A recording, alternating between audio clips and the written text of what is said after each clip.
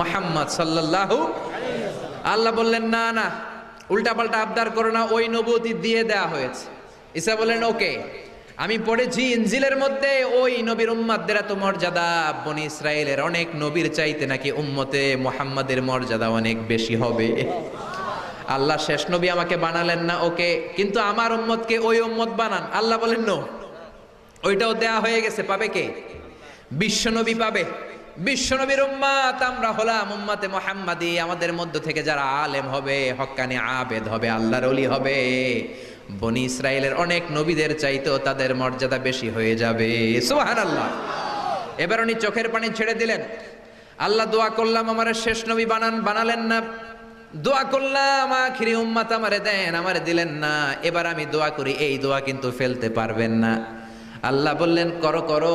সাইয়েদনা ঈসা বললেন আল্লাহ তাহলে আপনি আমাকে এই পৃথিবীর মধ্যে ওই নবীর উম্মত করে আরেকবার দুনিয়াতে পাঠানো লাগবে। সুবহানাল্লাহ। কবুল করে নিল কে? পৃথিবীতে একজন নবী এখনো মরে নাই, কি নাম?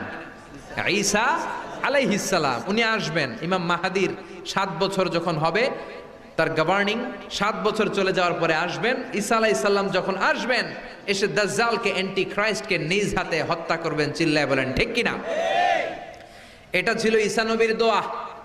এবার বিশ্বনবী কোন দোয়া করেছেন জানার দরকার আছে না নাই?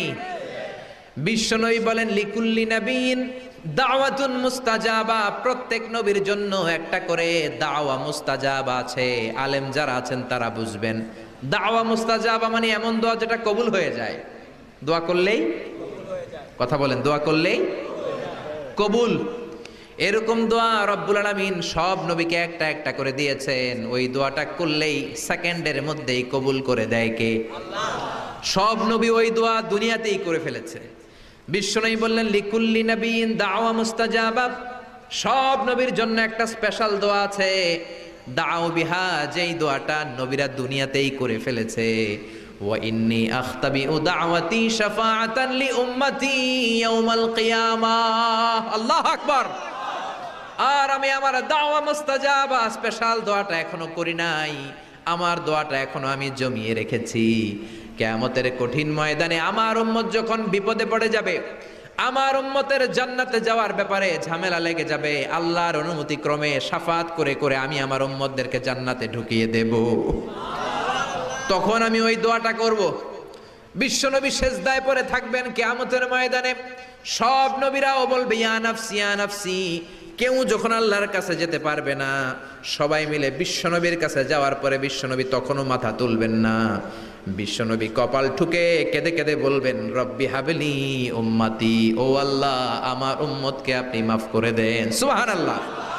আল্লাহ বলবেন নবী ইরফা রাসাক, মাথা উঠান, সাল তুতা, আজকে যা চাইবেন তাই দিব। ইশফা তুশাফা, যারাই শাফাত করবেন আমার অনুমতি ক্রমে কবুল করে নিব। সুবহানাল্লাহ। বিশ্বনবী চাইলে ওই দোয়াটা দুনিয়াতেই করতে পারতেন অন্য নবীদের মতো, ঠিক কিনা?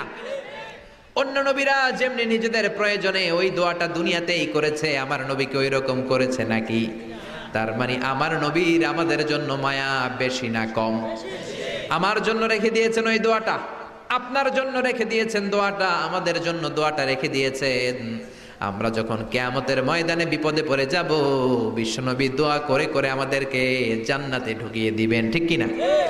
বিশ্বনবী দুনিয়াতে কম আঘাত সহ্য করেন নাই। যেই লোকটার বাইরের চামড়া থেকে রগ দেখা যেত, রগের ভেতর দিয়ে যে রক্তগুলো দৌড়াদৌড়ি করে সেটাও দেখা যেত। সুবহানাল্লাহ। পৃথিবী এত সুন্দর মানুষ দেখে নাই। ওই লোকটাকে পাথর মেরে মেরে তায়েফের ময়দানে রক্তাক্ত করা হয়েছে 3 বার। আমি দেখে এসেছি এবার জায়গাটা। একবার আহত হলেন, আবার উঠলেন, আবার পাহাড়ের কাছে গেলেন, আবার মারা হলো, আবার পাহাড়ের ওই পাশে গেলেন, আবার মারা হলো। 3 বার পাথর